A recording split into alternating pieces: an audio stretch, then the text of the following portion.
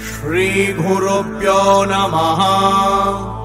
हरि ओम्।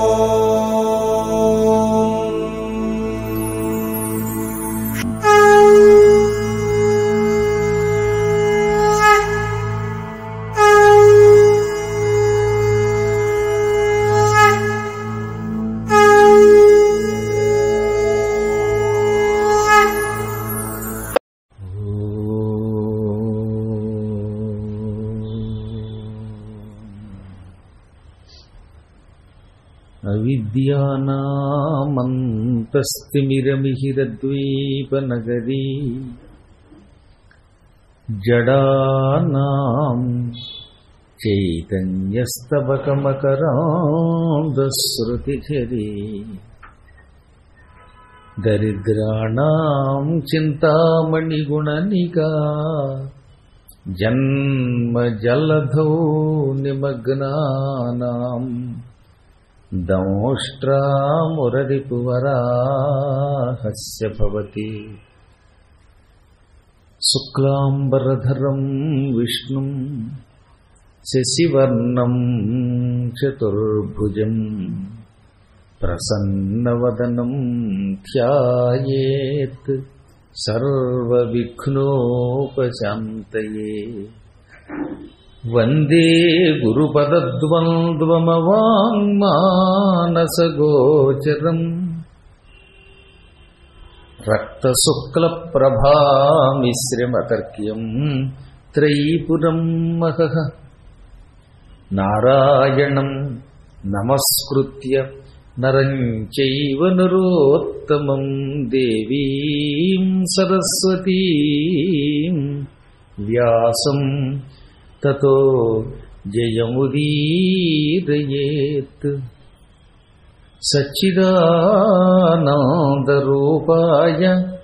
విశ్వోత్పత్యాదిహేతవే తాపత్రయ వినాశాయ శ్రీకృష్ణాయ వయం నుమః. నమః శివాభ్యాం నవయౌవనాభ్యాం పరస్పరాశ్లిష్టవపుర్ధరాభ్యాం నగేంద్రకన్యా వృషకేతనాభ్యాం నమో నమః శంకరపార్వతీభ్యాం. శక్తిహస్తం విరూపాక్షం శిఖివాహం షడాననం దారుణం రిపురోగఘ్నం భావయే కుక్కుటధ్వజం. జై శ్రీరామ్.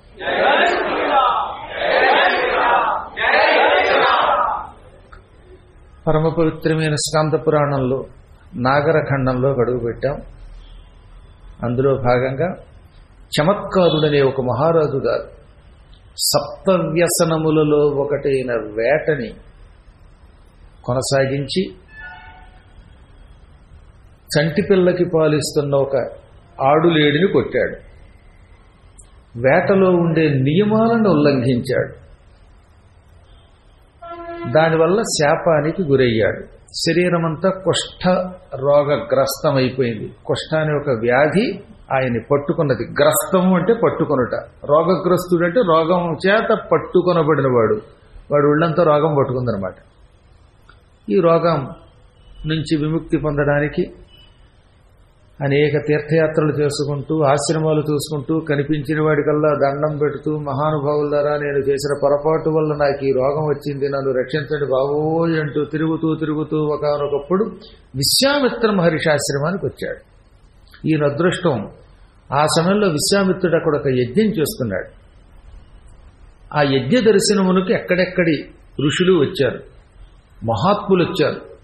అందులో ఆంగిరసులు వచ్చారు, కాణ్వులు వచ్చారు, కణ్వశాఖకి సంబంధించినటువంటి వాళ్ళు, అపూర్వ తపస్సు చేసిన వారు, ఇంకా కొనసాగిస్తున్నవారు, తపస్సును కొనసాగిస్తున్నటువంటి వారు,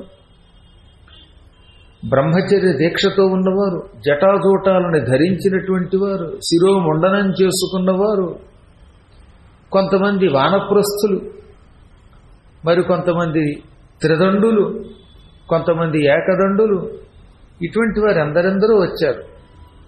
ఈ సన్యాసాశ్రమాలు చాలా విచిత్రమైనవి. ఎవరికి తోచిన పరంపరను వారు స్వీకరించవచ్చు.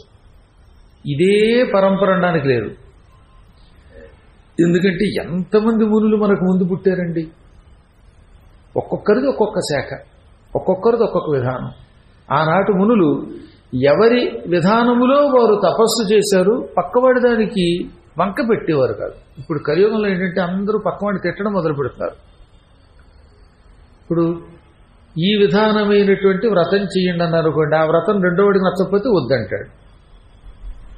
శివుడిని నచ్చితే శివుడిని పూజించేవాడు విష్ణువుని తిట్టడం, విష్ణువు మీద భక్తి కలిగిన వాడు శివుణ్ణి తిట్టడం, ఈ ఇద్దరిని నమ్మినవాడు అమ్మవారిని తిట్టడం, ఈ ముగ్గురిని నమ్మినటువంటి వాడు ఇంకొకరిని తిట్టడం, ఇది మహాపాపం అన్నారు.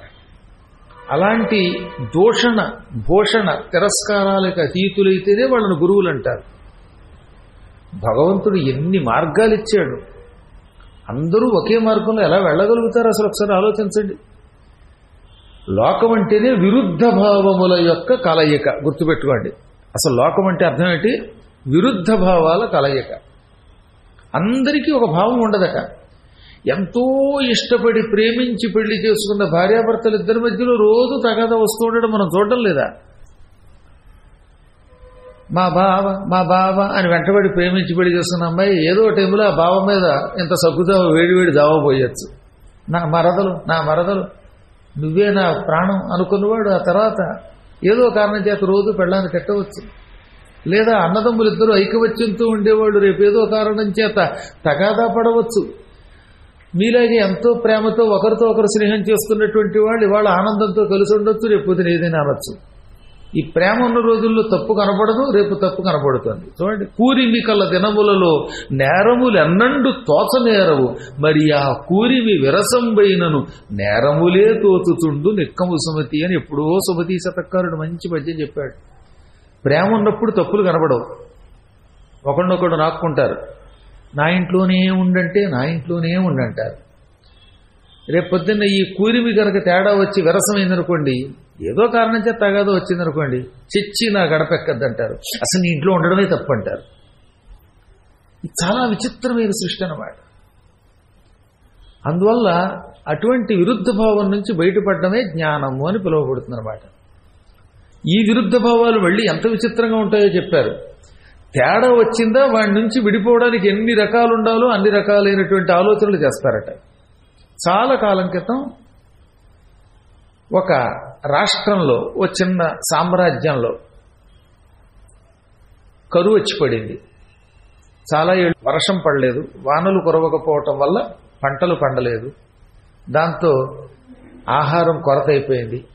చివరికి ఇంట్లోనే అన్నం లేకపోవటం వల్ల కాకులకి ఇంత పిండం పెట్టినవాడు లేడు. అందుకని అసలు పిండం పెట్టే అవకాశం లేదు, అందరూ చచ్చిపోతారు గండం వచ్చి. ఈ చచ్చిపోయిన వాడిని పీక్కు తినే రాబందులు కూడా ఎక్కువై కాకులకి తిండి లేకుండా పోయింది. అంత కరువు వచ్చింది. దాంతో ఒక ప్రాంతంలో ఉన్నటువంటి కాకులన్నీ చిచ్చి ఇక్కడ మనం ఉండలేం, ఈ స్టేట్ మనకు నచ్చలేదు అనుకుని ఆహారం కోసం 100 మైళ్ళ దూరంలో ఉన్న ఒక ప్రాంతానికి వెళ్ళిపోయారు. అక్కడ పెద్ద విశాలమైన సరస్సు ఉంది. ఆ సరస్సుకి ఒడ్డు మీద ఉన్న మర్రి చెట్టు మీద వాలి ఎంత దూరం వచ్చాం, అయినా మనకి మంచి ఫుడ్ దొరకట్లేదు, బాగా ఆహారం దొరికే ఊరు ఎక్కడుంటుందా అనుకుంటూ ఉంటే ఈ సరస్సులో ఉన్న కొంగలు ఈ కాకులను చూచాయి. కాకారావులు వేర్ ఆర్ యూ గోయింగ్ అని అడిగాయి.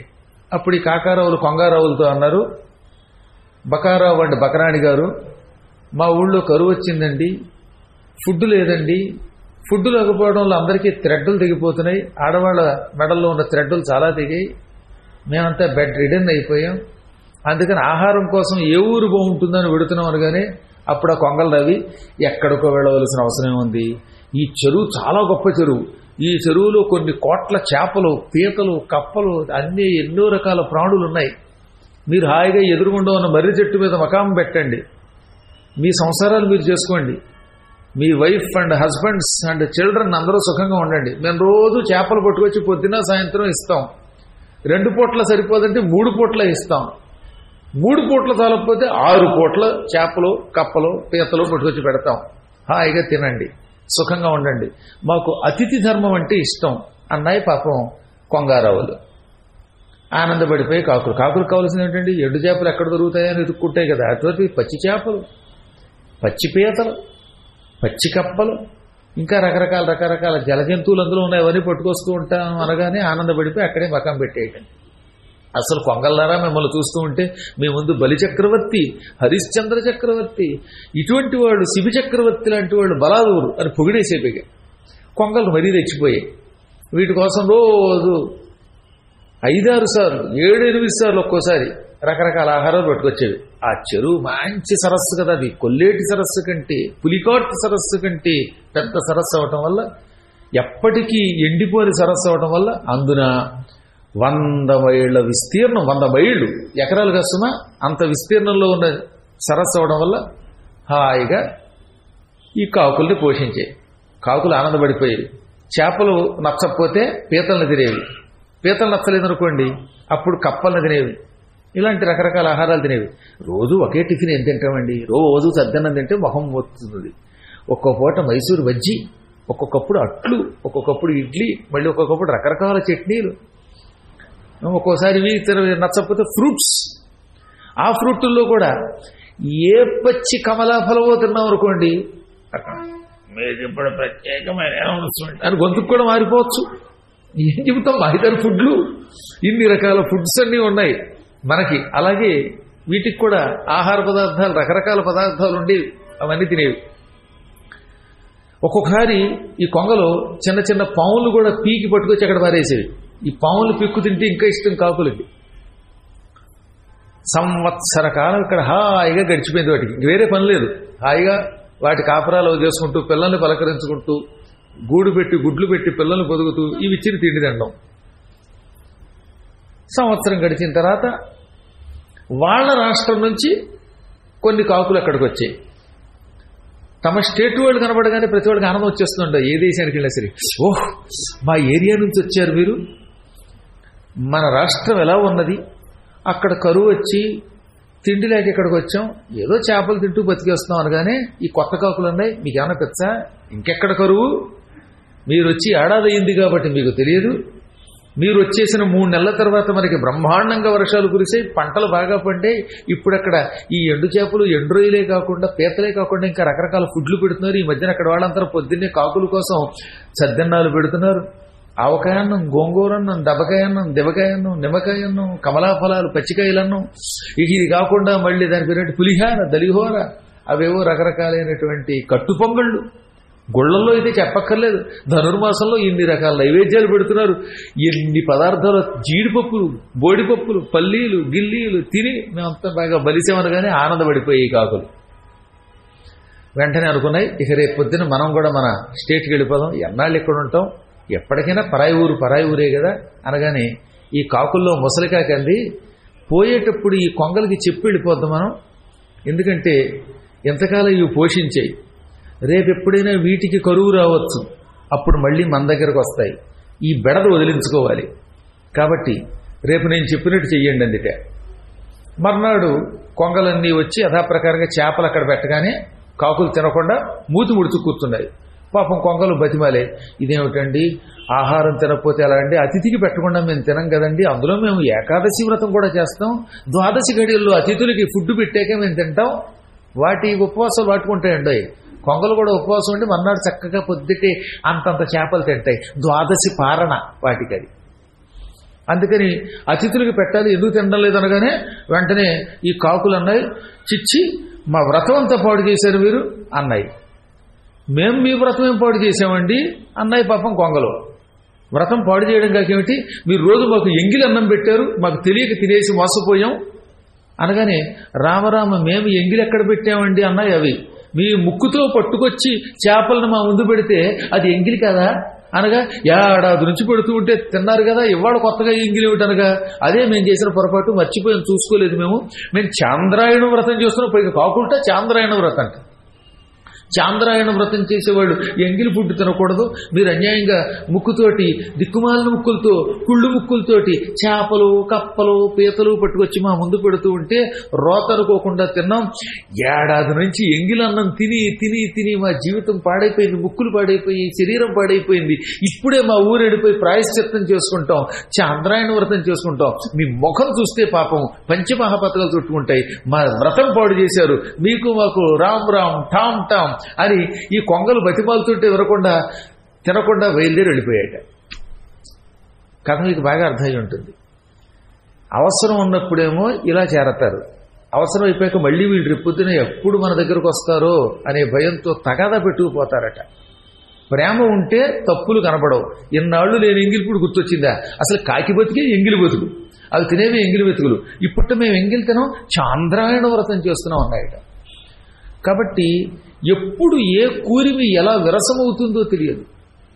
అప్పుడు ప్రతీదీ తప్పు కిందే కనపడుతుంది. అంత పూర్వం ఒప్పులుగా కనపడినవి తప్పులుగా కనపడతాయి. ఇటువంటి తప్పులు ఒప్పులు విడిచిపెట్టి ఏ పరిస్థితులతో ఒకరితో ఒకరు విరోధించుకోకుండా ఉండడమే జ్ఞానం. పరస్పర విరోధ భావములు కలిగిన అనేక ప్రవర్తనలు కలిగిన ఏ రుచికి ఆ రుచి పుర్రికొన్నప్పటికీ అందరూ ఒక చోట చేరడాన్ని జ్ఞానము అంటారు, దాన్ని సత్సంగం అంటారు. శాస్త్ర ప్రకారం జఫకో రుచి పుర్రికో బుద్ధి అన్నారు.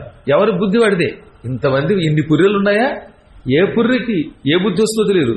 ఇంకో బర్రె పుర్రె వేరు, ఎవడి బుద్ధి వాడిదే. అందరం ఒకటి అనుకుంటామా, ఎప్పుడు ఉండవండి అనుకుంటాం. కానీ మా గురువు గారు చెబితే చేస్తాం అంటాడు, మళ్ళీ బయటికి వెళ్ళాక గురువు గారు చెప్పిన అన్నీ ఎక్కడ చేస్తామండి, ఊరికే ఆయన ఎలా అంటాడు మనం ఇలాగే అంటాం. అలాగే భార్యాభర్తలు ఇద్దరు కూడా ఇద్దరం కలిసి ఉందాం ఐకమత్యంతో ఉందాం అనుకుంటారు. ఆ తర్వాత భర్త గారు భార్యని పకోడీ చెయ్యంటే రేపు చేస్తాంలేవా ఈ పూటకి ఇడ్లీ అంటుంది. పోనీ భార్యామడి భర్త గారిని ఏమండి నెయ్యి తెచ్చిపెట్టమంటే నీ మొహానికి నెయ్యా అంటాడు ఆయన. ఇంకేం కలకే ఇలా ఎక్కడికక్కడంతే అన్నమాట. కాబట్టే జ్ఞానులైనటువంటి వాళ్ళు ఏం చెప్పారు, నాయనలారా ఇది భూమి, ఈ భూమి మీద ఏ ఇద్దరి మనస్సులు ఒకటి కావు. అసలు ఇద్దరిని పక్కన పెట్టండి, నీ మనస్సే ఈ క్షణంలో ఉన్నట్టు రేపు ఉండదు. ఈ క్షణం ఏమనుకుంటారు, చిచ్చి ఈ దిక్కుమాల గారు ఎక్కడ పడితే అక్కడ ఆగిపోతుంది, రేపు కొత్త కారు కొనేద్దాం అనుకుంటారు. మళ్ళీ ఇంటికి వెళ్ళాక అయ్యే 1000 రూపాయలు పెట్టి బాగు చేస్తే మళ్ళీ ఒక ఏడాది గడిచిపోతుందిగా అనిపిస్తుంది. ఇదే బుద్ధి, నిమిషంలో మారిపోతుంది. అలాగే ఈ కళ్ళదోడు కనపడుతునుకోండి సరిగ్గా, కళ్ళదోడు మార్చాలనుకుంటాడు. కళ్ళదోడు మారిస్తే మళ్ళీ 2000 అవుతుంది, ఎందుకు వచ్చింది, ఈ ఏడాది గడిపేద్దామని అనిపిస్తుంది. ఈ లోపు ఈ కళ్ళదోడు కనపడక ఇలా చికిలించి చూసుకుని మళ్ళీ అలాగే కాలక్షేపం చేస్తాడు. ఇదే మానవ బుద్ధి. అంటే తన మనస్సే ఇప్పుడున్నట్లుగా మరి కొంతసేపటికి ఉండకపోతే ఎంతమంది యొక్క మనస్సులన్నీ ఒకే మార్గంలో ఎలా పెడతాయండి. అందుకని లోకో భిన్న రుచి, అనేక రకములైన ఆలోచనలతో ఉంటారు. అందువల్ల ఎవడి మార్గం వాడిదే. ఆ మార్గంలో ఉన్నప్పటికీ ఒకరినొకరు గౌరవించుకోవాలి. ఆయనకి రాముడు ఇష్టం, ఈయనకి కృష్ణుడు ఇష్టం, ఆవిడకి అరుణాచలేశ్వరుడు ఇష్టం, ఈయనకి దానం చేయడం ఇష్టం, ఆయనకి పుచ్చుకోవడం ఇష్టం. ఇదే కదా సృష్టి యొక్క రహస్యం. అందుకని విశ్వామిత్రుడు యజ్ఞం చేస్తూ ఉంటే ఇంతమంది వచ్చి ఇన్ని భిన్న మార్గాల్లో ఉన్నవాళ్ళు ఎక్కడ నా మార్గమే గొప్ప అనుకోకుండా అక్కడ ఉండిపోయారట. 10 సంవత్సరములు గడిచింది, ఇంకో 2 ఏళ్ళు యజ్ఞం చేయాలి ఆయన. 12 ఏళ్ల యజ్ఞం, 12 వార్షిక సత్రయాగం చేస్తున్నాడు విశ్వామిత్రుడు. నాకు ఇది చదివినప్పుడల్లా ఆనందం కలిగిందనమాట. గుండు చేయించుకున్న ఆయన జడలు ధరించిన ఆయన పక్కన కూర్చున్నాడు. అంటే ఈయన జటాజోటధారి, పక్కవాడు బోడిగుండు, నెత్తి మీద ఒక గొడ్డేసి కూర్చున్నాడు, కర్రట్టుకున్నాడు దండం. ఇప్పుడు ఈయన ఏమనాలి, నేను ముండిని, ముండనం చేయించుకున్న వాడిని, పైన గొడ్డేసుకుంటాను, చేతిలో త్రిదండం పట్టుకుంటాను, నువ్వు జడలు ధరించావు నా పక్కన కూర్చో కనాలిగా అనలా. మహాత్మా జటాజోటధారి నీవు శివుడు అన్నట్ట. ఆయన ఈయనకేసి తిరిగాడు. నేను జటాజోటములు ధరించిన శివుణ్ణి అని అంటున్న మహానుభావులు మీరు, మీ గుండుతో ఉన్న తలే నున్నని శివలింగం అన్నాడు ఆయన. ఒక ఆయనకి ఏ కారణం చేతనో పొట్ట బాగా పెరిగింది. ఆయన పొట్టవాడిని చూసి ఆక్షేపించలా, మీ ఉదరమే నాకు శివలింగం అన్నాడు. ఆ పక్క ఆయన ఎండిపోయిలా డొక్కలు ఎండిపోయి ఉన్నాయి. ఆ డొక్కలు ఎండిపోయిన ఆయన ఏమన్నాడు తెలుసా, నువ్వు పొడుగ్గా ఉన్న సన్నని శివలింగాన్ని అన్నాడు. మీరు చూసి ఉంటారుగా అమరావతి లేకపోతే ఇంకొక దక్షారామం, వాటి చోట పొడుగ్గా పై నుంచి కింద దాకా శివలింగాలు ఉంటాయి, సన్నగా చక్క. అలాంటి శివలింగం అన్నాడు ఆ బక్కాయన్ని. ఈ డొక్క ఎక్కువగా ఉండి కొంచెం పొట్టున్నాయని పొట్టే శివలింగంట, నెత్తి గుండుగా ఉంటే గుండు శివలింగంట, జటాదూటాలు ధరిస్తే జటాదూటములు ధరించిన శివలింగమట, ఆడవాళ్లు స్త్రీ రూపంలో ఉన్న శివలింగాలు, పురుషులు పురుష రూపంలో శివలింగాలు, ఇలా ఎవరికి వాళ్ళు పక్కవాడిని ఒక లింగస్వరూపం అనుకున్నారు తప్ప చిచ్చి నీ మార్గం నాకు పనికిరాదు, నువ్వు విభూతి పెట్టావు నేను ఇలా పెట్టా, లేకపోతే నువ్వు సన్నగా ఉన్నావు, నువ్వు జడలు ధరించావు, నువ్వు బోడిగుండుతూ ఉన్నావు, నువ్వు దండం ధరించావు, నువ్వు కాషాయం ధరించావు, నువ్వు శ్వేతవస్త్రం ధరించావు అని మాట వరుస కూడా తిప్పుకోవటం లేదు. అందుకే ఆ ఆశ్రమములు ధర్మములకు నిలయం. ఈనాడు ప్రహ్లాదుడు చెప్పాడండి, ఆది మధ్యాంతరహితుడైన హరిని మది విరోధిల్చిన తండ్రి మరువలేడు. మా నాన్న హిరణ్యకశిపుడు ఆది మధ్య అంతములనేటటువంటివి లేని పరమాత్మని మనస్సులో విరోధంతో తలుచుకుంటున్నాడు. రోజు కృష్ణుడిని చంపుతాను, విష్ణువుని నరుగుతాను, విష్ణు శత్రు అంటున్నాడు. ఎంత విచిత్రమైన ఇదొక భక్తి అంటారు, దీని వైరభక్తి అంటారు. ఆది మధ్యాంతరహితుండునైన హరిని మది విరోధించిన తండ్రి మరువలేడు. మైత్రిచే నేను గోవిందు మరువలేను, మార్గములు వేరు లక్ష్యము మాత్రమొకటే. ఆయనేమో తిడతాడు, తిట్టడం వల్ల ఏమవుతుంది? విష్ణువుని తిడతా, విష్ణువుని కొడతా, విష్ణువుని నరుగుతా, విష్ణువుకి వ్యతిరేకిని అని రోజు విష్ణు శబ్దం ఈయనకంటే ఎక్కువసార్లు తలుచుకున్నట్ట. అసలు తిట్టేవాడు తలుచుకున్నట్టుగా మనం తలుచుకోం. నేను మైత్రిచే నేను గోవిందు మరువలేను. విష్ణువు మీద నాకు స్నేహం ఎక్కువ, ప్రేమ ఎక్కువ, భక్తి ఎక్కువ, అందువల్ల రోజు గోవింద అని గోవింద స్మరణ చేస్తాను. మార్గములు వేరు లక్ష్యము మాత్రం ఒకటే. చివరికి ఇద్దరు లక్ష్యం అదే, ఎవడి మార్గం వాడిది. అందుకనే భాగవతంలో అక్రూరుడు స్తవం చేస్తూ మరింకొందరు ఆరూఢ కర్మంబులెందించి సంసారముంద్రించి సన్యస్తులై మించి మరిన్నీవు పాంచరాత్రానుసారంబుగా తన్మయత్వంబుతో నలుగురై చెల్లు వాటించు వంతున్ మరింకొందరు గోవిందుండవంతున్ మరిన్ బ్రహ్మ విష్ణువాది రూపంబులంతున్ నలుగురై చెల్లు వాటింతు వంతున్ నిన్ను నగ్గింతు రెగ్గేవి ఏరుల్ పయోరాశిరే రాసులై కూడు క్రీడం ఘటాంతర్గతాకాశముల్ తద్ఘటాంతంబులందేకమౌరేకలోకావధిని వేకనే పోకలంబోక ఏకాకి వయ్యుండు దీశా అన్నాడు ఆయన. నిన్ను కొందరు పాంచరాత్రంతో, కొందరు వైఖానసంతో, కొందరు స్మార్తంతో, కొందరు శ్రౌతంతో స్తోత్రం చేస్తారు. కొందరు బ్రహ్మ అన్నారు, కొందరు ఇంద్రుడు అన్నారు, కొందరు విష్ణు అన్నారు, కొందరు శివుడు అన్నారు. కృష్ణ ఎవరు ఏ పేరుతో పిలిచినా సమస్త నమస్కారములు నీకే చెందుతాయి. సర్వదేవ నమస్కార కేశవం ప్రతిగచ్చతి. ఏ దేవుడికి చేసిన నమస్కారమైనా కేశవ నీ గురించే చెందుతాయి, నీ దగ్గరకు వస్తాయి. దానికి ఉదాహరణ చెప్పాడు. కుండలో ఉన్నంతసేపు నీటిని ఏమంటాం? కుండెడు నీరు అన్నాం. ఆ కుండ పగలగొడితే ఇప్పుడు ఆ నీటికి రూపం ఉందా? అది నీరే, అది కుండ కాదు. కుండలో ఉన్నప్పుడే కుండెడు నీరు, చెంబులో ఉంటే చెంబుడు నీరు, సీసాలో ఉంటే సీసా నీరు. ఈ నీళ్ళన్నీ సముద్రంలో కలిపితే అసలు ఆ నీటికి ఉన్న అస్తిత్వం పోయి సముద్రమే అయిపోతుంది.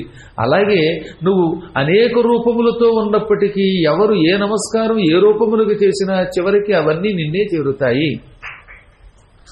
ఏకాకి వయ్యుండుదా ఈశా, చివరికి నీ ఒక్కడమే మిగులుతావు.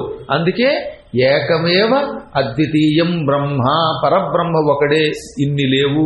పరమాత్మునికి రెండు లేవు, ఉన్నది ఒకటే. ఆయన ఒకటే పరబ్రహ్మ, ఆయనే ఇన్ని రూపములతో ఉన్నాడు.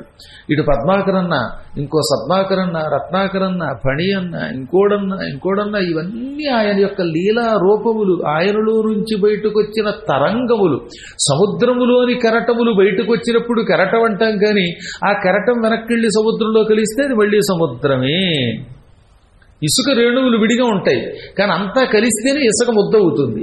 ఆ ఇసుక ముద్దలాగా పరమాత్ముడివైన నువ్వు ఒక మహాజ్యోతి స్వరూపుడివే వెలుగుతావన్నాడు. అంతటి స్థాయిలో విశ్వామిత్ర మహర్షి ఆశ్రమంలో యజ్ఞం జరుగుతూ ఉంటే చూచి తిలకించి పులకించి తనను తాను మరిచి సాష్టాంగ దండ ప్రణామాన్ని ఆచరించాడు ఈ చమత్కారుడు. పాప ఆయన ఎవరి దగ్గరికైనా వెళ్ళి దండం పెడదామంటే భయంగా ఉంది. ఎందుకని చేతులు పుళ్ళుగా ఉన్నాయి, రసి కారుతున్నాయి, వీటితో ముట్టుకోకూడదు కదా. అందుకని నమస్కరించగానే ఈయన రాజుని వాళ్ళకి తెలుసు, వాళ్ళు మహాత్ములు, చూచి చూడగానే ఎవరు ఏమిటో తెలిసిపోతుంది. అందుకే చమత్కార, ఏమిటి నీ శరీరానికి చమత్కారం అన్నారు. అనగానే నేను చేసిన పాపమే నన్ను పట్టుకుందండి, జింక శాపానికి గురయ్యాను. ఆడు జింక ఒక కుర్ర కొంకకి పాలిస్తూ ఉంటే నేను బాణంతో కొట్టాను, అది కింకబోనింది, నాకు ఈ శాపం ఇచ్చింది, రోగం వచ్చింది, ఈ రోగం నుంచి విముక్తి పొందేందుకు మార్గం లేదా అనగానే వాళ్ళు జాలిపడి ఒకరితో ఒకరు మాట్లాడుకున్నారు. ఆ విశ్వామిత్రాశ్రమంలో ఉన్న మునులంతా. తర్వాత వాళ్ళు అన్నారు, నాయన పాపమే రోగం అంటే, పూర్వజన్మ కృతం పాపం వ్యాధి రూపేణ బాధతే. పూర్వజన్మలో చేసిన పాపం ఈ జన్మలో రోగము రూపంలో పట్టుకుంటుంది. ఒక వ్యక్తికి జలుబు చేసిన, కాళ్ళు నొప్పులు వచ్చినా, లేక ఇంకేదో క్షయరోగం వచ్చినా, ఈ రోగములన్నీ తాను చేసిన పాప ఫలితాలు. పూర్వజన్మ అంటే కేవలం పూర్వజన్మనే కాదు, కొంతమంది ఎంతో పూర్వజన్మల్లో అయి ఉండొచ్చు. 10 ఏళ్ల క్రితం చేసిన పాపం కూడా పూర్వజన్మే లెక్క. ఒక వ్యక్తి 1990 నుంచి 2000 మధ్యలో ఒక 10 ఏళ్ల పాటు ఏదో మహాపాపం చేస్తే 2001 నుంచి 2020 మధ్యలో దాన్ని అనుభవిస్తాడు. మళ్ళీ 2021 నుంచి 2030 దాకా చేసిన పాపం ఆ 2030 నుంచి 40 వరకు అనుభవిస్తాడు. ఇలా ప్రతి 10 ఏళ్లకోసారి వాడి జాతకం పాత పాపాలు పుణ్యముల మీద ఆధారపడి ఉంటుంది. అందుకే 10 ఏళ్లు పుణ్యం చేస్తే 10 ఏళ్లు సుఖపడతావు, 10 ఏళ్లు పాపాలు చేస్తే ఆ 10 ఏళ్లు రోగాలు, రొచ్చులో, దరిద్రాలు అనుభవిస్తావు. దీన్ని దశ మారుట అంటారు తప్ప కేవలం శుక్రమహాదశ, బృహస్పతి దశ ఇవే కాదు, అసలు దశలు ఇవే. ప్రతి 10 సంవత్సరములకు ఈ జాతకం మారుతుంది, గుర్తుపెట్టుకో. అందువల్ల ఇప్పుడు మనం ఏం చేయాలన్నమాట, ఈ 2021 నుంచి 2030 దాకా ఎడతెరపి లేకుండా పురాణములు వినేయండి, ఎడతెరపి లేకుండా ప్రదక్షిణలు చేయండి, ఎడతెరపి లేకుండా గుడి బడి చేయండి, నిరంతరం నామస్మరణం చెయ్యండి.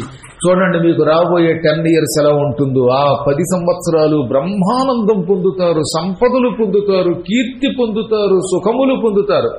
ఈ 10 ఏళ్ళు గుడి లేదు, బడి లేదు, మడి లేదు, తడి లేదు. ఈ గుడి బడి బదులు కోడి తినచ్చు, కోడి తినచ్చు అని ఇంట్లో కూర్చుంటే ఆ తర్వాత 10 ఏళ్ళు కోడి చర్మంలాగా నీ చర్మం సాగిపోతుంది. తర్వాత నువ్వు ఇంట్లో పడి ముక్కుతూ మూలుగుతూ నశించిపోతావు. భవిష్యత్తులో వచ్చేవన్నీ కష్టాలు అవుతాయి. అందులో ఎప్పుడు ధర్మాన్ని ఆచరిస్తే ఒక్క 10 ఏళ్ళు కష్టపడితే ఆ 10 ఏళ్ళు తర్వాత 10 ఏళ్ళు అనుభవిస్తావు అనమాట. మళ్ళీ ఈ 10 ఏళ్ళు సుఖాలు వస్తున్నప్పుడు కూడా ఎంతో కొంత ధర్మ మార్గంలో నడుచుకుంటే ఇంకో 10 ఏళ్ళు సుఖపడతావు. ఈ దశలు మారాలంటే నీ ఉద్దేశ్యంలో మార్పు ఉండాలి. ఇలా చాలా మందిని చూశాను నేను. ధర్మకార్యములు చేసిన వాడల్లా ఇప్పుడు వెంటనే కనపడదు, రాబోయే 10 ఏళ్లలో కనపడుతుంది దాని ఫలితం. పిచ్చి పనులు చేసి కూడా అనుభవించిన వాళ్ళు ఎంతో మంది ఉన్నారు. మీ అదృష్టమో లేక పూర్వజన్మ సుకృతమో భగవద్ అనుగ్రహమో గురువుగారు వెంట పడ్డారు, ఆ గురువుగారు మీ వెంట పడ్డారు, ఈ రెండూ కలిసి పరమాత్మ వెంట పడతాయి. అప్పుడు మన పంట పండుతుంది, సుఖాల పంట వస్తుంది. నీవు చేసిన పాపం తక్షణం అనుభవిస్తున్నావు. సాధారణంగా 10 ఏళ్ల తర్వాత కదా అనుభవించాలని చెప్పాడు ఇందాక. ఋషులు ఏమన్నారు, ప్రతి 10 ఏళ్ళకోసారి జాతకాలు మారతాయి, పూర్వజన్మ పాపాలు వ్యాధి రూపంలో పీడిస్తాయి. కానీ ఇక్కడ ఈయనకి అలాగదే తక్షణం వచ్చింది పాపం. ఎందుకని? అది కూడా మనకు అనుమానం రావాలి కదా. ఒక జింకని కొట్టగానే రోగం వచ్చేసింది, వెంటనే రావడం ఏమిటి? అత్యుత్కటై పుణ్యపాపై యహైవ ఫలమస్సునుతే. బాగా ఎక్కువగా చేసేస్తే, పుణ్యమైన పాపమైన మితిమీరి చేస్తే, ఓవర్గా అయితే అప్పుడు వెంటనే ఇక్కడే అనుభవిస్తావట. బాగా పుణ్యం చెయ్యండి, అతి పుణ్యం చెయ్యండి, అప్పుడు వెంటనే ఆ పుణ్యఫలం 10 ఏళ్ల దాకా ఆగక్కర్లా, రేపే వచ్చి పడిపోతుంది. మహాపాపం ఎక్కువ చేస్తే ఆ ఫలితం వెంటనే కనబడుతుంది. కాబట్టి అత్యుత్కటముగా చేసిన పుణ్యపాపముల ఫలితము ఇక్కడే ఇప్పుడే అనుభవిస్తాం. అప్పటికి 10 ఏళ్ల దాకా ఆగక్కర్లా. ఒక ఆయన నానాయాతన పడిపోయి కష్టాలు పడిపోయి కూడా ఎంతో మంది పేదవాళ్ళకి లెక్క లేకుండా అన్నం పెట్టేశాడు అనుకుందాం, అన్నదానం చేసేశాడు. అప్పుడు ఆయనకి 2-3 రోజుల్లోనే ఆ ఫలితం కనపడుతుంది. అలాగే హింసించకూడని వాళ్ళని బాగా హింస పెట్టి బాధ పెట్టేశాడు. అప్పుడు 2-3 రోజుల్లోనే ఈ మహాపాపం వల్ల వాడు దుర్వార్తలు వెంటాడు, వాడి శరీరం పాడైపోతుంది, దారిద్ర్యం అనుభవిస్తాడు, కాబట్టి నువ్వు ఎక్కువ పాపం చేసావు. ఆ పాపం ఇక్కడ వెంటనే రోగరూపంలో అనుభవించావు. అయ్యిందేదో అయ్యింది. ఇక్కడికి దగ్గరలోనే శంఖతీర్థం అని ఒక తీర్థం ఉన్నది. ఆ తీర్థంలో స్నానం చేయి. అక్కడ నీకు ఒక కొండ కనపడుతుంది. ఆ కొండ మీద నీ అదృష్టవశాత్తు శివుడు ప్రత్యక్షం అవుతాడు. అక్కడికి వెళ్ళి శివుడిని పూజించు. పాతాళ లోకంలో హాటకేశ్వరుడు అనే పేరుతో శివుడు ఉన్నాడు. ఒకప్పుడు అందరూ అక్కడికి వెళ్ళగలిగేవారు. కానీ ప్రస్తుతం పాతాళానికి వెళ్లే మార్గమును రక్తశృంగుడని పేరు కలిగిన హిమాలయ పర్వతం కుమారుడు మూసేశాడు ఇంద్రుడి ఆజ్ఞ మీద. కిందకి వెళ్ళలేవు గనక ఆ కొండ మీదే తపస్సు చెయ్యి. అప్పుడు నీకు ఈశ్వరానుగ్రహం లభిస్తుంది. నీవు అక్కడ హాటకేశ్వరలింగాన్ని ప్రతిష్ఠించు. వెళ్ళు నాయన అనగానే, ఏమిటండి శంఖతీర్థం యొక్క మహిమ అన్నాడు ఆయన. శంఖతీర్థం కథ ఏమిటి, కమామిషం ఏమిటి అన్నాడు ఆయన. తెలుసుకోకుండా వెళ్ళలేదు కదా. అయితే చెబుతున్నాను విను. ఒకానొకప్పుడు శంఖుడు లిఖితుడు అని ఇద్దరు అన్నదమ్ములున్నారు. ఈ ఇద్దరిలో పెద్దవాడి పేరు శంఖుడు, చిన్నవాడి పేరు లిఖితుడు. కొంచెం జాగ్రత్తగా వినండి ఈ కథ. మహాభారతంలో కూడా మీరు శాంతిపురంలో విన్నారు. ఇప్పుడు ఇక్కడ రివర్స్ అవుతుంది కథ. అందుకని అందులో శంఖలిఖితులు ఇద్దరు అన్నదమ్ములు. వాళ్ళ నాన్నగారు వీళ్ళిద్దరికీ కొంత ఆస్తి పంచిపెట్టాడు. అడవిలో కూడా ఆస్తి ఉండేది లేడు పూర్వం. అడవుల్లో ఆశ్రమాలు కూడా మరి స్థాపించేవారుగా. వాటిని ఒకళ్ళకొకళ్ళు పంచుకునేవారు. ఆ రోజుల్లో అడవులు ఋషుల సొమ్ము, జంతువుల సొమ్ము. అడవుల్లో తపస్సు చేసుకుంటున్న ఋషువులు 2 ఆశ్రమాలు కట్టుకుంటే ఒక ఆశ్రమం ఒక కొడుక్కి, మరొక ఆశ్రమం ఇంకో కొడుక్కి ఇచ్చేవారు. ఎక్కువ మంది కొడుకులుంటే మీ ఆశ్రమాలు మీరు కట్టుకోండి అనమాట. ఆశ్రమాలు ఆస్తి అంటే అంతకంటే ఉంది. ఆశ్రమాలకు ఎదురుకుండా ఉన్న చెట్లు వాళ్ళవి. ఆశ్రమం చుట్టూతో కంచె కట్టుకునేవారు. ఆ కంచె లోపల ఉన్న చెట్లన్నీ ఆశ్రమంలో ఉన్నవాడు అన్నమాట. ఒక రోజున లిఖితుడు శంఖుడి ఆశ్రమానికి వచ్చాడు. ఆ సమయంలో శంఖుడు ఇంట్లో లేడు. అప్పుడు లిఖితుడు ఆశ్రమం అరుగు మీద కూర్చున్నాడు. ఇంతలో ఆకలేసింది. ఆశ్రమంలో మంచి మామిడి పళ్ళు కనపడ్డాయి. పెద్ద పెద్ద మామిడి చెట్లు. ఆ మామిడి చెట్లకి బాగా పండినటువంటి తియ్య మామిడి పళ్ళు ఉన్నాయి. రసాలము అంటే తియ్య మామిడి పండు అనమాట. మామిడి పళ్ళలో కూడా రసం అలా కారిపోతూ తియ్యగా ఉండేటటువంటి మామిడి చెట్లని మాత్రమే రసాలం అంటారు. తక్కిన వాటిని ఆమ్రమని, సోతమని పిలుస్తారు. ఆవకాయ పెట్టుకునేటటువంటి కాయల్లో రసాలని ఉంటాయి. ఆ రసాలు పచ్చిగా ఉన్నప్పుడు ఆవకాయకి ఎంత బాగుంటాయో, పండితే భలే ఉంటాయండి. పిసికితే రసాలు కారిపోతుంది అనమాట. అద్భుతంగా ఉంటాయి టెంకలు అవి. అసలు పూర్వం ఒరిజినల్ పళ్ళు తినేవాళ్ళం. మళ్ళీ మా ఆశ్రమంలో, మా పీఠంలో ఒరిజినల్ పళ్ళే తింటాం, మందులు వేయం. చాలా బాగుంటాయి అవి కూడా. ఓసారి ఏం జరిగిందంటే, ఒక ఇంట్లో భోజనాలు పెట్టారు. ఆ రోజుల్లో ఈ కరెంటు దీపాలు ఉండేవి కావుగా. అందుకని కరెంటు దీపాలు లేని రోజులు ఆవదం దీపాలు పెట్టారు, భోజనాలు పెట్టారు. ఆవదం దీపం కొండెక్కుతోంది. అందరికీ రాత్రిపూట మామిడి పళ్ళు వేశారు. పాపం ఒక ఆయన మామిడి పండు ఇలా నొక్కగానే ఈ టెంక వచ్చి పక్కవాడి దాంట్లో పడింది. పాపం ఈయనకి కరెంట్ సరిగ్గా తెలియలేదు. అందులో ఈయనేమో మాంధాతకాలం నాటి మనిషి అని నొక్కి ఆయన ఇదేంటో కలికాలం, మామిడి పండులో టెంకలేదండి, నొక్కితే ఈ పీసు కింద తొక్క కనపడుతోంది, రసం తప్ప టెంకలేదు ఏమిటండి అన్నట. పక్క ఆయన కూడా మాంధాత గారి దాత. ఆయన దాంట్లో ఈ మామిడి పండు నొక్కగానే టెంక వచ్చి ఆయన దాంట్లో పడింది. ఆయన మామిడి పండు నొక్కితే టెంక మళ్ళీ ఆయన వేసుకోట్లోనే పడింది. అందుకని ఆయన చూసి, కలికాలం అండి, మీ మామిడి పండులో టెంకే లేదు, నా మామిడి పండులో 2 టెంకలు ఉన్నాయన్నట్ట. ఆయన అవి పిక్కున్నాడు, ఈయన ఇవి పిక్కున్నాడు. భలే రుచిగా ఉన్నాయి, ఎందుకంటే ఇద్దరు ఎంగిలి వేదన్నారు కనుక. అలాగా ఈ మామిడి పళ్ళు నొక్కితే టెంక ఎగిరి అలా అంత దూరాన్ని పడేవిట. అవి ఒరిజినల్ పళ్ళు అంటే. అందువల్ల జాగ్రత్తగా మా చిన్నప్పుడు నొక్కుకునేవాళ్ళం. ఎందుకంటే నా టెంక మా అక్క దాంట్లో పడితే, ఆవిడ టెంక ఇంకోటి దాంట్లో పడితే ఒకళ్ళ కోసం ఒకళ్ళు ఏడుస్తామని ఎవరి టెంక వాళ్ళు అలా నొక్కుని అందులో వేసుకుని పిసుక్కుని ఆ టెంక అలా పీక్కు తాగే తినేవాళ్ళు. ఎంత బాగుండేదో. అబ్బే ఇప్పుడు పళ్ళు తింటేనా గొంతు పోయినట్టే. మామిడి పళ్ళన్నీ కెమికల్స్, మందులు కొట్టి అక్కడ పెడతారు.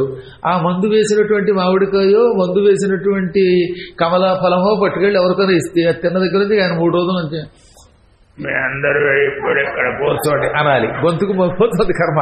అలా అయిపోతుంది దిక్కుమాలను మందు తిండి వచ్చాక. కాబట్టి ఆ రోజులు వేరే, అందం వేరు.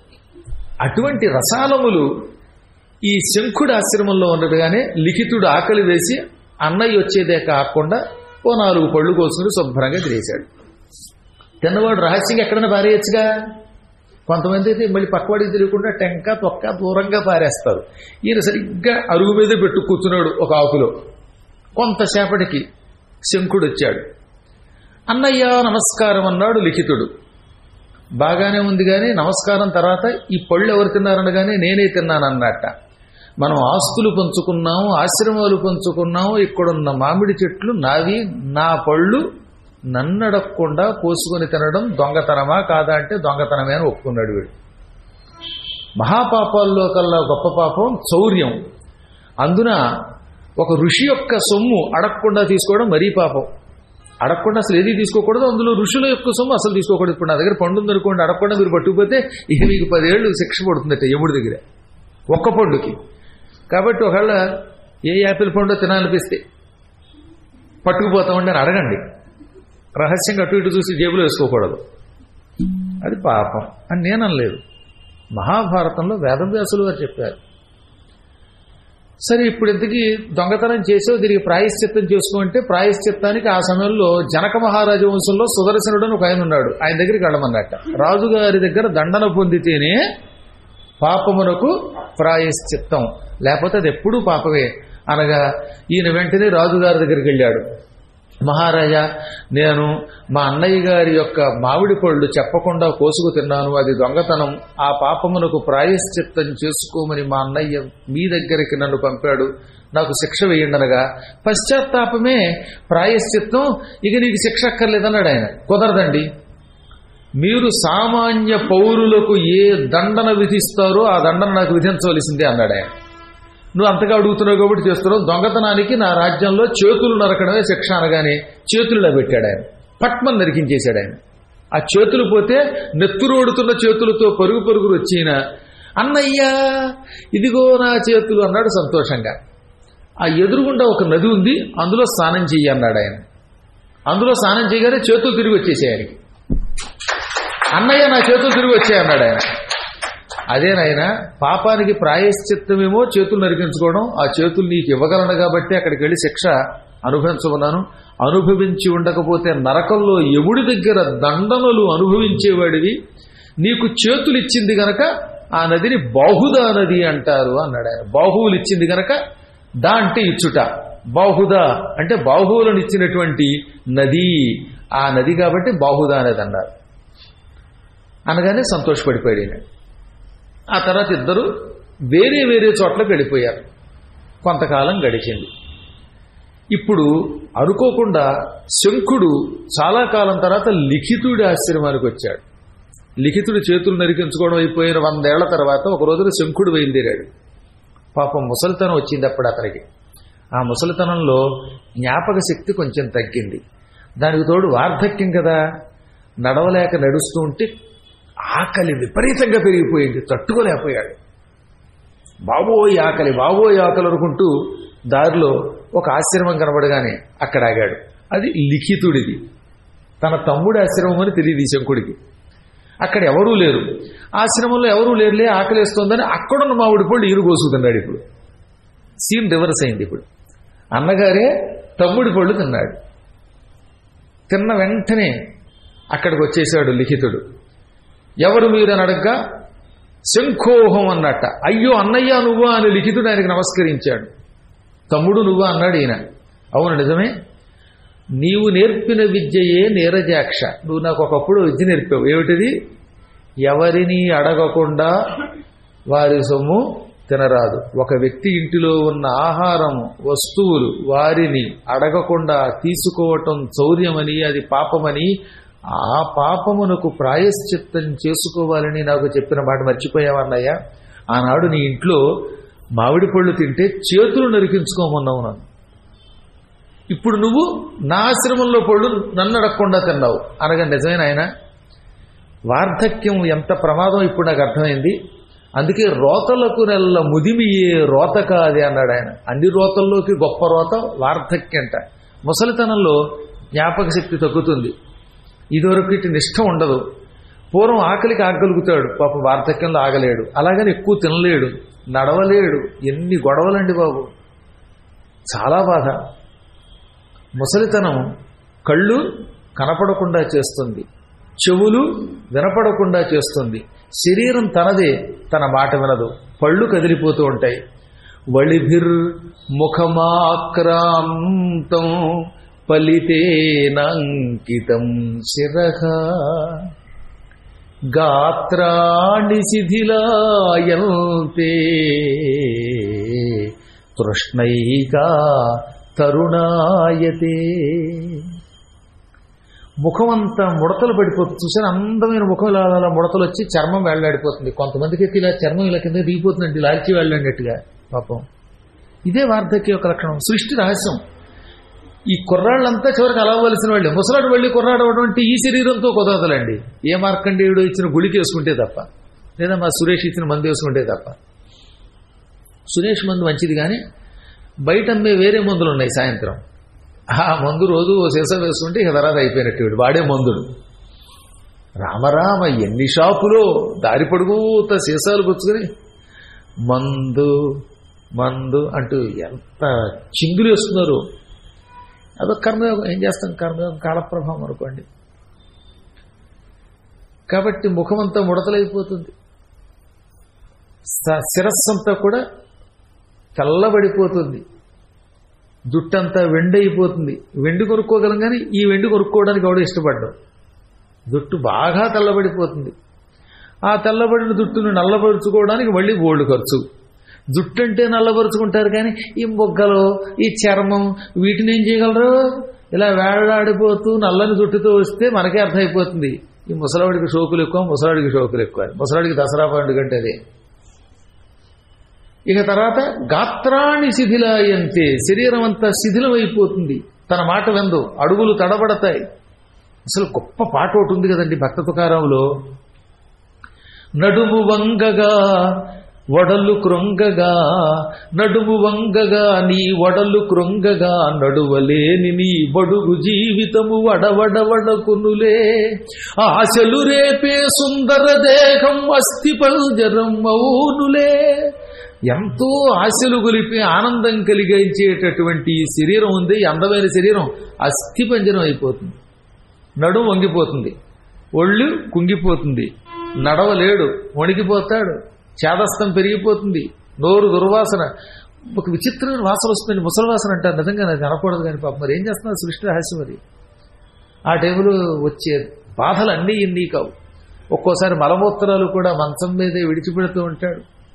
అందుకే ఆ స్థితి రాకుండానే రోజు రామనామస్మరణం చేసుకుంటే మంచం మీద పడి రోగములతో తీసుకొని చావడు సుఖంగా శరీరం విడిచిపెడతాడు. అప్పుడు వాడు హరినామస్మరణం చేసుకోవటం వల్లనమాట. లేకపోతే మంచం మీద అలా పడుకుని ఎవడు చేస్తాడు అనుకుంటూ అందరూ తిట్టుకుంటూ ఉంటే, హాస్పిటల్ బిల్లు పెరిగిపోతూ ఉంటే నానా బాధ కదటండి బాబు. అందుకని అనాయాస్మరణం మనకు కావాలన్నమాట. మీకు ఇదివరకు కూడా రామాయణంలో చెప్పాను. మహానుభావుడు వావిలికొండ సుబ్బారావు గారు, ఆంధ్ర వాల్మీకి 2 అద్భుతమైన పద్యములు చెప్పాడు ఆయన. ప్రబలి కపంబు కంఠమున బాధలు పెట్టెడి వేళ, చోపరుల్ గబగబ బయట బొట్టుడిక కార్యము లేదను వేళ, కింకరుల్ దబదబ ప్రాణవాయువులు లాగెడి వేళల, ఆలు జొట్టముల్ లబలవలాడు వేళల, తలంపగ శక్యమే రామనామమున్. వార్ధక్యంలో కంఠమంతా శ్లేష్మం చేరిపోయి అని గొరకొస్తుంది, మాట్లాడలేడు, ఆయాసం ఎక్కువైపోతుంది, ఈ ఉక్కిస పెరిగిపోతుంది. ప్లమ్ అంటమే ఆ శ్లేష్మం పెరిగిపోతుంది అనమాట. అలా కంఠంలో శ్లేష్మం బాధ పెడుతున్నప్పుడు రామ అనగలమా? అనలేం.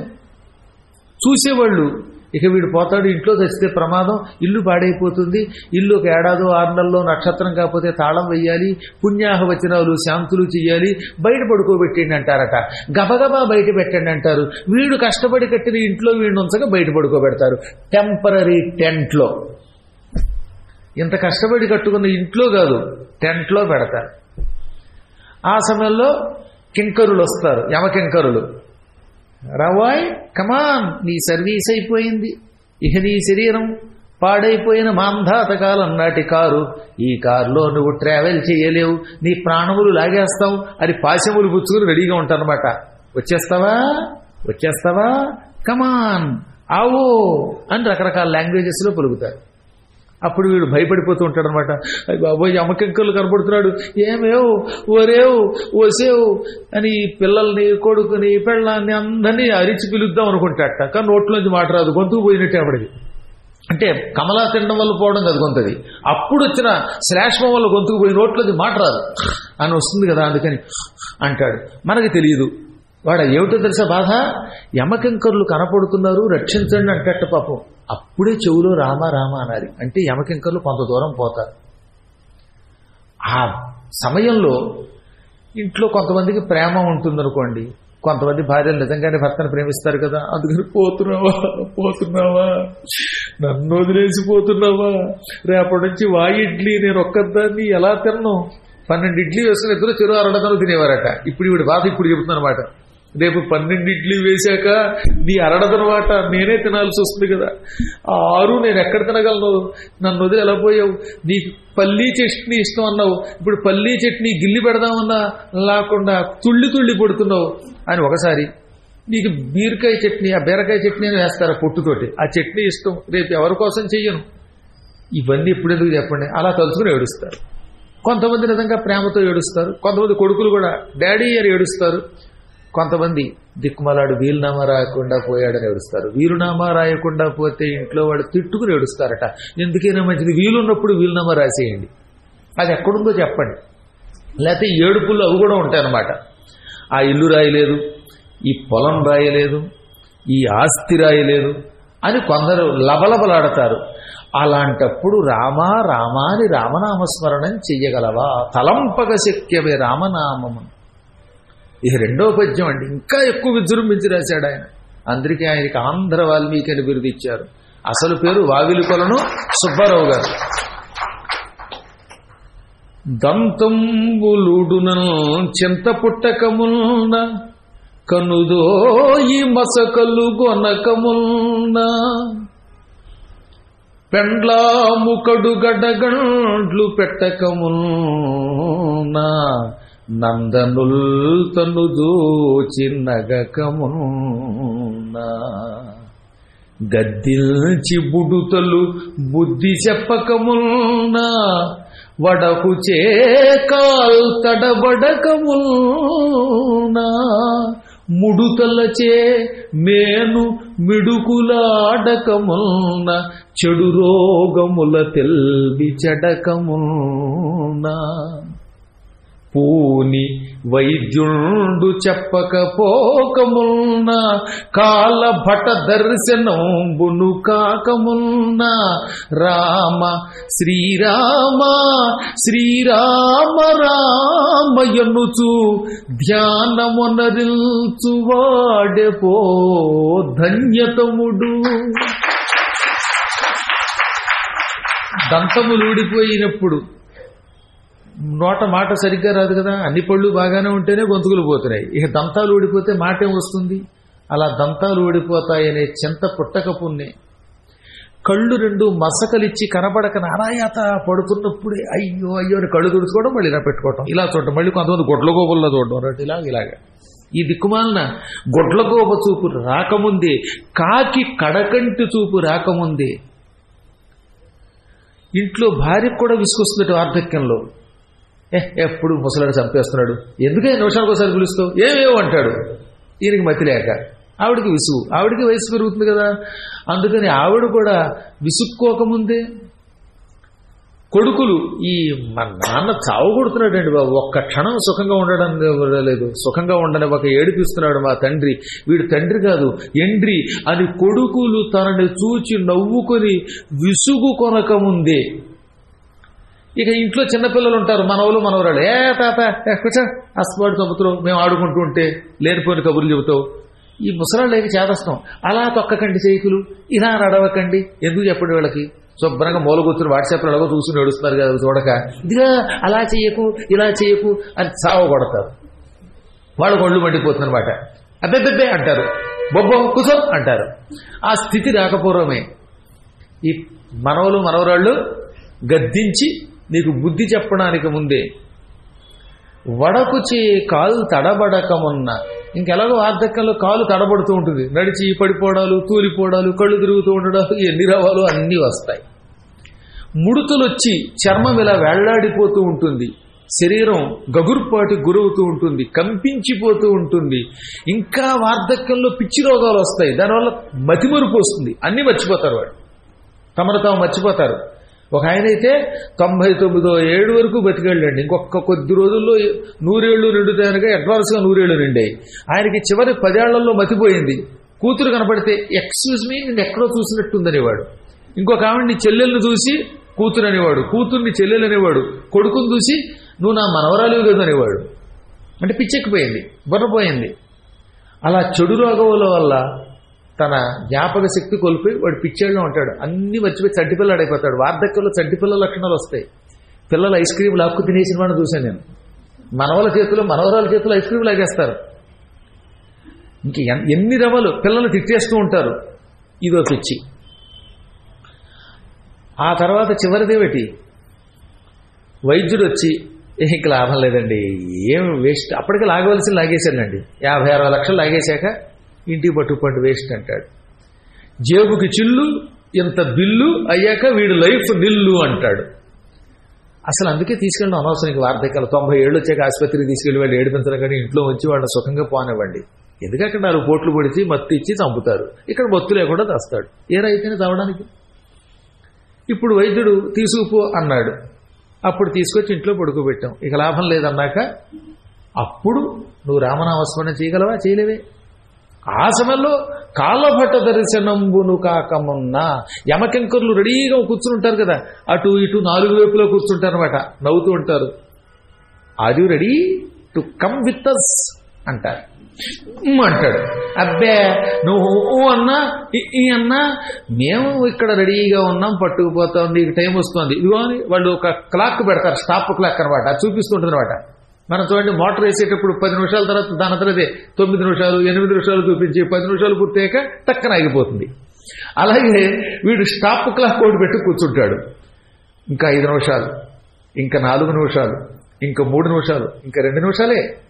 ఇంక వీడికి లోపల మండిపోతుంటుంది, భయం వేసిపోతుంది అనమాట.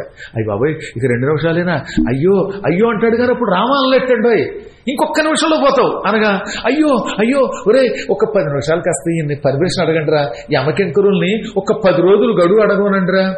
మీరు 10 రోజులు ఈ యమకింకరుల్ని గడువు అడిగితే ఈ గడువు లోపల నేను బయటకు వచ్చి బ్యాంకుకి వెళ్ళి అకౌంట్లన్నీ మీ పేరు మీదకి ట్రాన్స్ఫర్ చేస్తాను రోయ్, ఆధార్ కార్డు మీ పేరు మీదకి పెడతాను, వీరునామా రాస్తాను, అక్కడెక్కడో జూబ్లీ హిల్స్ హౌస్, అదేదో కొత్తపేట కొంప, ఇవన్నీ మీకే ఇస్తాను. పద్మాకర్ గారికి ఇవ్వను రోజు మీకే ఇస్తాను రా బాబు, కొంచెం 10 రోజులు ఈ యమకింకరుల్ని గడువు అడగండిరా అంటట వాళ్ళకేసి తిరిగి. ఏది వీడు 1 మినిట్ అంటూ అంటే నిమిషంలో పోతావంటే కూడా రామ అండం. ఎందుకంటే అప్పుడు అసలు రామ అనలేం, ఎక్కడ లేని గుర్తొస్తాయన్నమాట అప్పుడు. అలాంటప్పుడు అసలు రామనామస్మరణ చేయగలవా? అందుకని ఏం చేయాలి?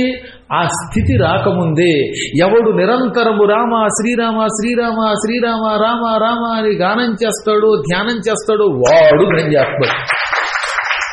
అప్పుడు వాడు ముక్తి పొందుతాడు. ఇవి కష్టం. నాకు వార్ధక్యం వచ్చింది కనుకనే నేను పెట్టిన ధర్మములను విస్మరించాను. ఇతరులకు తెలియకుండా వాడి పళ్ళు తీసుకుంటే ప్రమాదమని నీ చేతులు నరికించి నీకు బాహుదా నదిలో స్నానము చేయించి చేతులిప్పించిన నేను నా కర్మయోగం వల్ల దుర్యోగం వల్ల మరిచి నీ మామిడి పళ్ళు తిన్నాను. కాబట్టి లిఖిత నాకు కూడా నువ్వు శిక్షవి.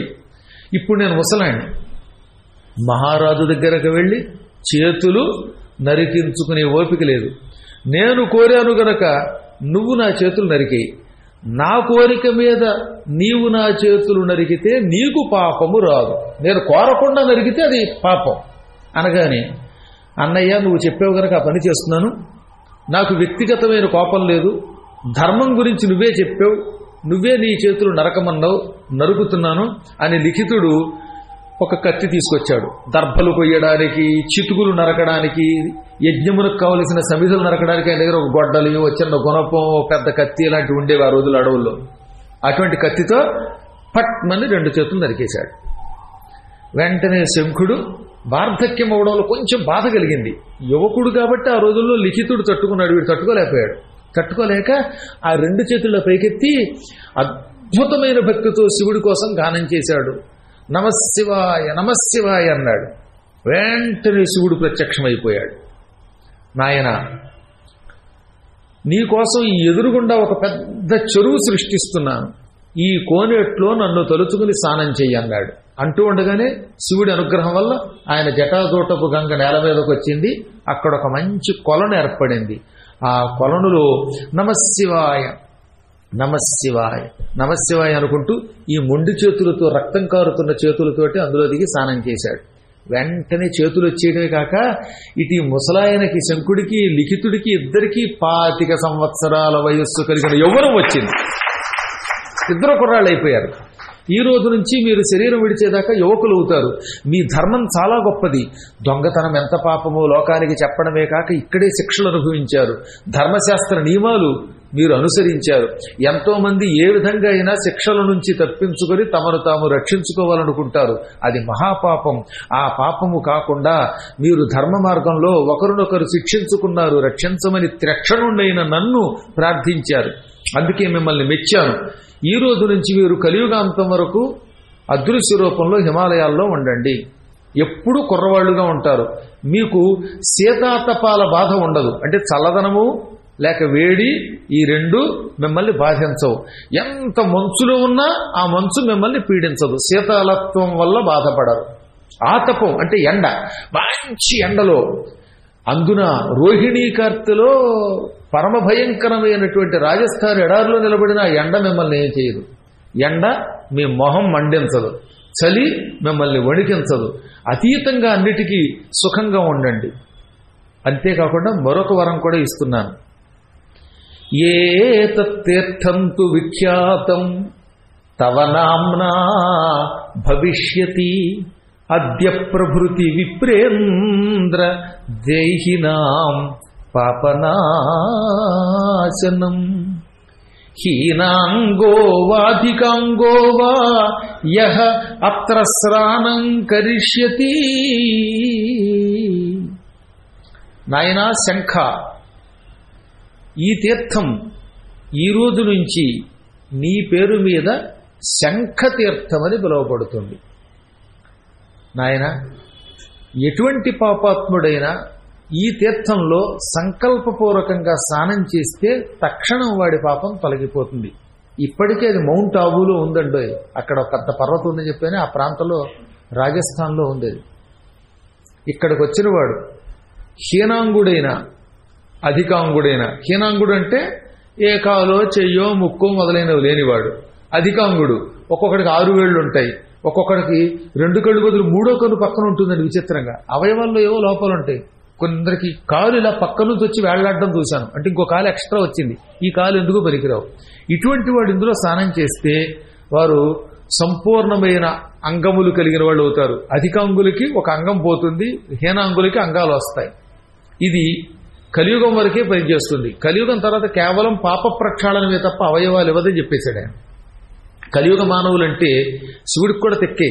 అందుకని ఆయన ఏమన్నాడు, ద్వాపర యుగము వరకు ఈ కొలనులో స్నానము చేసే వారికి అవయవ లోపాలు తొలగిపోతాయి, అవయవాలు వస్తాయి, రోగములు తొలగుతాయి. అదే కలియుగంలో మానవులు స్నానం చేస్తే వారికి పాప ప్రక్షాళన అవుతుంది. పాప ప్రక్షాళన వల్ల వారి రోగాలు వారికి తెలియకుండానే తగ్గుతాయి. వారు భవిష్యత్తులో ఉత్తమ జన్మలు ఎత్తుతారు. ఇందులో స్నానము చేసినటువంటి వ్యక్తి కొన్ని కోట్ల జన్మలలో చేసుకున్న పాపమును ఈ జన్మలోనే తొలగించుకుని అత్యంత పవిత్రుడవుతాడు అని శివుడు వరం ఇచ్చాడు. ఇంకో వరం కూడా ఇచ్చాడు. చైత్రమాసంలో చిత్త అనే నక్షత్రంలో చంద్రుడు ఉన్నప్పుడు, అంటే ఏమిటి, చిత్ర అనే నక్షత్రం పూర్ణిమ నాడు ఉంటేనే దాన్ని చైత్రమాసం అంటారు. అంటే చైత్ర పూర్ణిమ అని చెప్పకుండా చెప్పటం. చైత్ర పూర్ణిమ నాడు ఈ కొలనులో స్నానం చేసిన వాడు సువర్ణాంగుడు అవుతాడు. నిజంగా ఎప్పటికి కూడా మహిమ ఉందండి. అందులో స్నానం చేసిన వాడి శరీరంలో ఒక రకమైన కాంతి కనపడుతుంది, ఒక రకమైన పవిత్రత వస్తుంది. నువ్వు నీ రోగం తొలగించుకుంటావు. శివుడు వరమిచ్చాడన్నాడు శంకుడికి.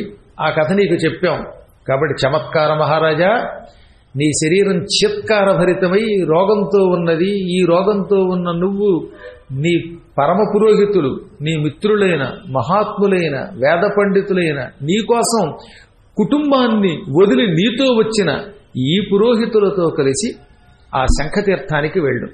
నిశ్శంకగా అందులో స్నానం చేయి.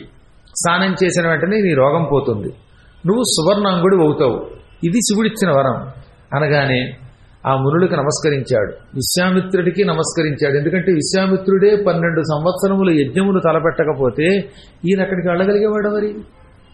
అందుకని యజ్ఞములు చేసే మహానుభావులు ఎంతమందికి ఉపకారం చేస్తారో అని భావించి విశ్వామిత్రునికి భక్తితో నమస్కరించి అక్కడున్న మునుల దగ్గర సెలవు తీసుకుని వారందరికీ సాష్టాంగదండ ప్రణామం చేసి తన కుల పురోహితులతో కలిసి ఈయన శంఖతీర్థానికి వెళ్ళాడు.